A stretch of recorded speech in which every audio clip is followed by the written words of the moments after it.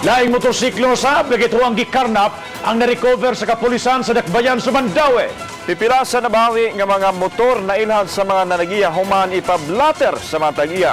Awhag sa kapulisan sa publiko nga ngayang magduda kung may ibaligyang motorsiklo nga ubos kaayo ang presyo. Ang detalye sa report ni Nico Sereno. Gawas sa 5 ka mga motorsiklo nga una nang na-recover sa MCPO Station 1, may laing motor pagyod nga ila na sang na-recover nga gikarnap gihapon. Base kini sa impormasyon nga nakuha sa ilang dinakpan nga si Jovic Bernal. Sa interview kagahapon, giangkon sa suspect ang pagkarnap sa motor gamit ang yawi.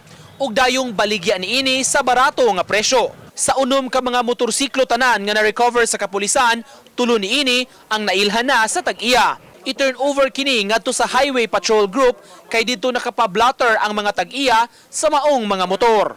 Paturnover sa mua para kami na mo file kaso.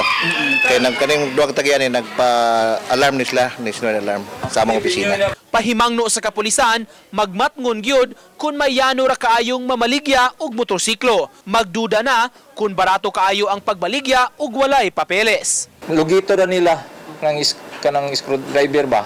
Ilarang ko anon, wayawi-yawi, basta di lang malak. Pero kung malak, kalito na nila kuan, makuha ra dahil nila. Sa mga tag-iya sa mga motor, awhag sab sa PNP, dili mo kumpiyansa pag-park bisan asa. Daghan ni sila nga mga kuan, yung